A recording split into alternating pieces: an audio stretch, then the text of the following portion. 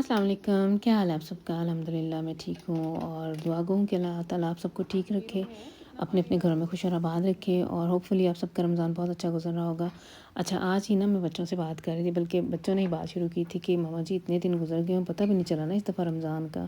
वाक़ई अभी तक तो माशाल्लाह से बहुत अच्छा गुज़र रहा है रमज़ान।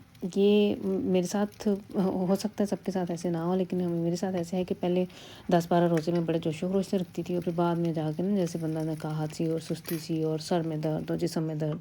लेकिन अल्हम्दुलिल्लाह ये आज माशाल्लाह से 12वां रोज़ा रखा है, लेकिन ऐसे ही था जैसे पहला रोज़ा रखा हो, यानी अभी तक कुछ भी नहीं महसूस हो रहा। शायद दिन उतने बड़े नहीं हैं जितने पिछले सालों में हम लोगों ने रोज़े रखे हैं, या वैसी शिद्दत नहीं है, गर्मी वगैरह भी नहीं है, मौसम बड़ा अच्छा है इधर का। इधर तो वैसे ज़्यादातर ऐसे ही होता है, बारिशें ये वो, लेकिन फिर भी बड़ा अच्छा माशाल्लाह से रमज़ान गुज़र रहा है। बातों-बातों में काफ़ी सारे क्लिप्स गुज़र गए। सुबह इनने और हमने अपने लिए नूडल बनाई थी, मैंने बच्चों के लिए जो नाश्ता हमारा रेगुलर रूटीन है वो बनता है वो बनाया है। और इस टाइम अब ये मुझे जा रहे हैं, गाड़ी इन्हें चाहिए थी, इन्हें नहीं खैर किंज़ा को चाहिए थी। सुबह किंज़ा को भी ये छोड़ के आए हैं 6 बजे उसके जॉब पे, और हाउस बिल्डिंग वो कर रही है ना जॉब, तो एक तरह से जॉब ही हो गई।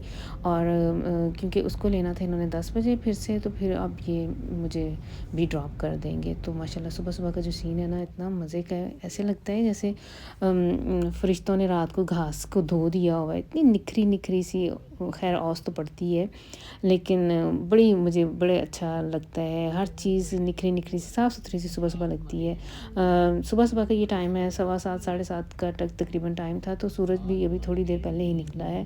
तो ये जो सुबह-सुबह का टाइम है ना, ये बड़ा मुझे अट्रैक्ट करता है। ये हमारा स्टाफ रूम है। मैं इधर पहुँच के तो आधा घंटा मेरे पास होता है, मैंने रिलैक्स करना होता है। जब रमज़ान वगैरह ना हो तो बंदा कॉफ़ी वगैरह लेके पी सकता है, ये वो। और अगर कुछ चाय वगैरह अगर बनानी हो तो इधर ऑटोमेटिक मशीन वगैरह लगी हुई है।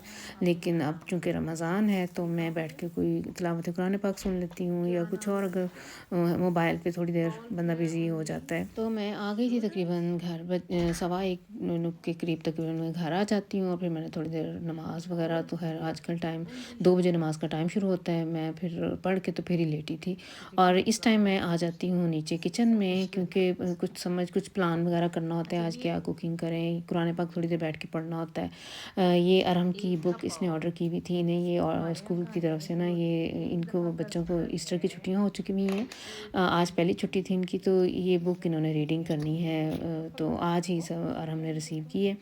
और बाद में थोड़ी देर मैंने कुरान पाक वगैरह पढ़ा है। बाद में हमारे घर में एक गेस्ट आ गए थे पाकिस्तान से, वो इसी वीकेंड को आए हैं वापस, मेरे हस्बैंड के फ्रेंड, तो वो आ गए थे थोड़ी देर के लिए। लेकिन चूँकि रमज़ान में पता है ये भी होता है, उनका भी रोज़ा था, हमारे घर में माशाल्लाह से सभी का रोज़ा था, तो किचन की जो मसरूफ़ियत है ना, वो ये सहरी टाइम भी कोई इतनी ख़ास नहीं होती, ज़्यादा हमारे घर में अफ्तारी टाइम ही होता है।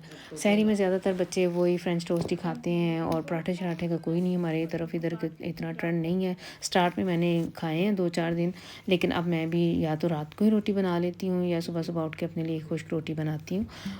पराठे से मैं भागी हूँ। कभी-कभी दिल करता है, बीच-बीच में मैंने कोई मज़े का सालन हो, तो जैसे सब्ज़ी वगैरह मिक्स वेजिटेबल वगैरह बनी हो, तो दिल करता है कि इसके साथ पराठा हो। लेकिन मुझे लगता है कि मैंने माशाल्लाह काफ़ी गेन कर लिया है ये 8-10 रमज़ान में ही, क्योंकि तली हुई चीज़ें शाम को उनसे नहीं, मैं हाथ नहीं रोक सकती, वो तो फिर जब टेबल पे आ जाए तो फिर खानी होती हैं। और इसलिए फिर मैं जहाँ से भी थोड़ा बहुत बंदा ना केयर कर सके। तो मैं गई हुई थी बेसमेंट पे ना, मैं और हम दोनों के आज स्पॉन्टान यानी अचानक प्लसली देखते हैं कि आज हम क्या कुक करें। तो ना ये अरहम कह रहा था कि मम्मा जिस दिन किंदा की फ्रेंड्स आई थी ना, तो जो आप लोगों ने वो उसने पोटैटोज़ बनाए थे रोज़मेरी के साथ, तो वो मैंने नहीं खाए, मुझे नहीं मिले थे। किंदा ने क्या किया है कि उन बच्चियों ने तो कुछ खाया नहीं, लेकिन जो बाकी बचा था ना, इसने ज़्यादातर वो खाना उन्हें डिब्बों में पैक करके साथ दे दिया था। क्योंकि इसे पता है कि पिछले दिनों ना जब से माशाल्लाह से रमज़ान शुरू है, तो मैं घर में यही कहती हूँ कि मैंने वही बनाना है, थोड़ा-थोड़ा सा बनाना है, ताकि रात ही रात ख़त्म हो जाए और ज़्यादा खाना इकट्ठा ना हो। तो यही मैं उसे उस दिन कह रही थी मैं कि इतना सारा बच गया, तो कहती मैंने साथ ना दे दूँ, तो उनसे पूछा है तो वो लड़कियाँ खुशी-खुशी साथ ले गई। तो मुझे नहीं था पता कि अरहम ने खाना है, तो ये कह रहा था कि मम्मा उस दिन मेरे लिए आप लोगों ने ये पोटैटोज़ बचाए नहीं हैं, तो मैंने तो वो चखे भी नहीं थे। इसको बच्चों को सभी को खैर हमारे घर में सभी को हो सकता है सभी के बच्चों के साथ ऐसे है कि ये पोटैटोज़ जो है ना बच्चों को इधर बहुत पसंद है, और जर्मन कौम तो कहते हैं ही पोटैटोज़ खाने वाली कौम। इन बच्चों ने स्कूल्स वगैरह में भी, ये बच्चे जब किंडरगार्टन में या स्कूल में थे ना, तो जब उधर लंच वगैरह करते थे तो लाजमी जैसे अमेरिकन खाने में माइस ज़रूर शामिल होती है, उनकी टेबल के ऊपर ज़रूर होती है, तो इधर जर्मन घरों में आलू जो है ना टेबल के ऊपर ज़रूर मौजूद होते हैं शाम के खाने में। तो ये इन बड़े आसान सा तरीका है। ये मेरे हस्बैंड ना बड़े स्टॉल्स यानी बड़े प्राउडली बच्चों को ये रेसिपी सिखा रहे हैं। इन्होंने एक्चुअली ये रेसिपी जब ये कूअर पे गए थे ना, रेहा इनका डॉक्टर ने लिख के दिया था, रिहेबिलिटेशन कोर्स टाइप कह लें, ये मेरे ख्याल 6 वीक के लिए गए थे, तो उधर सीखा था इन्होंने। उधर वो बहुत कुछ करवाते हैं। अब मैं बात कहीं से कहीं निकल जाएगी, एक्सरसाइज वगैरह, स्विमिंग वगैरह, और साथ में कुकिंग वगैरह भी करवाते हैं। तो ये ईज़ी सी रेसिपी है, लेकिन नमक मिर्चें वगैरह सिर्फ नमक ही होता है, उतना कोई ख़ास मिर्चें वगैरह नहीं होती, तो बच्चों को ये बहुत पसंद है। ओलिवन ऑयल लेना है, रोज़मेरिन लेनी है, ऑरिगानो और नमक और थोड़ी सी काली मिर्च। इसको ऐसे मिक्स करके तो पोटैटोज़ के ऊपर लगा के तो इन्हें बेक कर लेना है। ज़्यादा तो जायका आलूओं का ही आता है, ये मसाले वगैरह तो ये ख़ास कोई होते नहीं है, साथ ही चिपक जाते हैं, लेकिन बड़े मज़े के ये बनते हैं। तो और हम आज सीख रहे हैं पापा से कि किस तरह से ये पोटैटोज़ बनाने हैं, और ये बड़े स्टॉल से उसे सिखा रहे हैं कि यार हम जब कभी मम्मा ना भी ना बना के दें तो ये आप सीख लो, तो ये आप खुद भी बना सकते हो। ऐसे कुछ बच्चे होते हैं ना जिनको हमेशा कोई ना कोई मसरूफियत चाहिए होती है, ये उन बच्चों में से एक है। रात में ऐसे ही अचानक ऊपर गई हूँ ईशा के बाद, तो देखा तो ये अपने बेड सारे कवर उतार के तो बैठा हुआ है और नए चढ़ा रहा है। मैंने कहा अभी तो मैंने रमज़ान शुरू होने से एक दिन पहले मैंने बेड कवर वगैरह सबके चेंज किए थे, और कम से कम 2 हफ्ते में रहने देती हूँ। तो कहता नहीं मम्मा जी, ऐसे ना मेरा दिल कर रहा था कुछ करने को, तो मैंने यही काम शुरू कर दिया। तो ये बच्चा थोड़ा इस तरह से है, इसे कुछ ना कुछ मसरूफियत चाहिए होती है। अच्छा, ये दोनों चीज़ें हम लोगों ने साथ, मैंने चिकन को मसाला थोड़ा सा लगा लिया, थोड़ी सी वेजीज इसके अंदर रख दी, और साथ ही पोटैटोज़ रख के तो मैंने बक ओवन जो है ना इसको मैंने चला देना। तकरीबन 7 बजने वाले थे, तो ये अब हल्की आंच पे ये पकता रहेगा। फ्रूट चाट मैंने बना के रख ली हुई है, और इसके अलावा मैंने भल्ले बनाए हैं। ऐसे ही पता नहीं क्यों मेरा अपना दिल कर रहा था।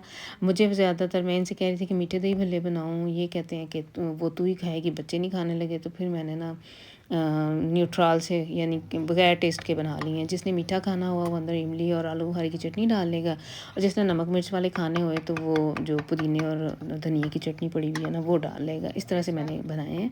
और सुबह के लिए ना मैंने थोड़ी सी आलू अंडे की भुजिया बनाई है। अच्छा, बच्चों का ये दिल होता है कि रोज़ाना गोश्त हो, मीट, चिकन, ये वो।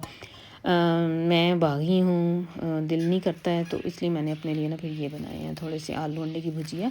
और ये ना जो गेस्ट आए थे ना हमारे घर में, तो खैर तब सो रही थी, तो जब मैं उठ के नीचे किचन में आई हूँ तो फ्रिज खोली है, तो अंदर ये पड़े हुए थे। अच्छा, ये मैंने पेड़ों का नाम सुना हुआ, देखिए मैंने आज पहली दफ़ा ही है, आपस की बात है, सुना मैंने ज़रूर हुआ है। दूध दही की दुकान पे मुझे याद है चाचा चिराग की दुकान पे वो उनको कहता होता था कि पेड़ा डाल दें लस्सी में या ये वो, तो वो क्या करते थे ये मुझे नहीं याद था, लेकिन रबड़ी वगैरह मैंने खाई भी हुई है, देखी भी है। ये पेड़े मैंने आज पहली दफ़ा देखे हैं। अब इनका करना क्या है ये भी मुझे वैसे कुछ ख़ास पता नहीं है। रोज़ा खोल के तो फिर मैंने जब इन्हें चखा था तो मुझे ये ना बिल्कुल खोए की तरह ही लगे। मेरी जो फ़हम के मुताबिक ना ये एक तरह से कह लें कि खोए को ही गोल गोल किया हुआ है और ऊपर एक बादाम रखा हुआ है। लोग ऐसे खाते होंगे, या मैं जो इसका सलूशन मैंने जो ढूँढा है वो यही करूँगी कि जब कोई स्वीट डिश वगैरह बनाई ना, खोए की जगह इन्हें यूज़ करूँगी।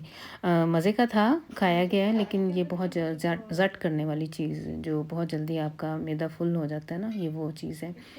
ये देखें जी, हमारा टेबल लग गया हुआ है, चटनियाँ सारी पड़ी हैं, ये चिकन भी निकल आया हुआ है, दही भल्ले बनाए हुए हैं, ये फोलिए के नीचे पोटैटोज़ हैं, और ये फ्रूट चाट है हमारी, और साथ में मैंने 3 रोटियां बनाई थी मैंने। तो आज जो टेबल सेट करने की ड्यूटी थी ना वो असद की थी, और असद ने एक चीज़ रखी है, दूसरी भूल गया है। फिर एक उससे कह के मैंने चीज़ें उससे मंगवाई हैं, एक प्लेट रख ली है, दूसरी का पता ही नहीं है उसे। शुसलें वगैरह जो छोटे बाउल होते हैं वो भी नहीं उसने रखे चाट वगैरह के लिए। तो यही अरहम और असद की आपस में नोक झोंक चल रही थी। अब आहिस्ता आहिस्ता चीज़ें आ रही हैं। समय हमारा गया हुआ है फुटबॉल पे, उसकी आज ट्रेनिंग थी, हम उसका भी इंतज़ार है कि वो भी आ जाए, क्योंकि रोज़ा खुलने में थोड़ा ही टाइम रह गया हुआ था। Ja, da haben wir gemacht. Bekommen soll, Mama sie? Darf ich mit ihm überhaupt reden? Krass. चल उसने कुछ किया तो है ना। Mama, die Kartoffeln. गाबन ले लो या कोई Wenn du das Sprite erst कुछ ना पिए? स्प्राइट नहीं मैंने पीनी। Pepsi. Pepsi, okay. 3 मिनट हो गए, कितने भी खुलना है रोज़ा? 14 ist schon. इस शाम समी को आवाज दो। दुआ पढ़ो ऊंची आवाज में, बिस्मिल्लाहिर्रहमानिर्रहीम। तो इधर तो हो गया जी अब अफ्तार का टाइम। तो बस फिर ये थी आज की वीडियो। आई होप कि आप लोग इसे एंजॉय करेंगे। जिन्होंने अभी तक सब्सक्राइब नहीं किया वो ज़रूर कर लें और वीडियोस को लाइक और शेयर ज़रूर करें। और नेक्स्ट टाइम तक के लिए फिर आप लोग मुझे दें इजाज़त। अल्लाह हाफिज़। चुप करके हाँ अपना अपना खाना डालो और खाओ।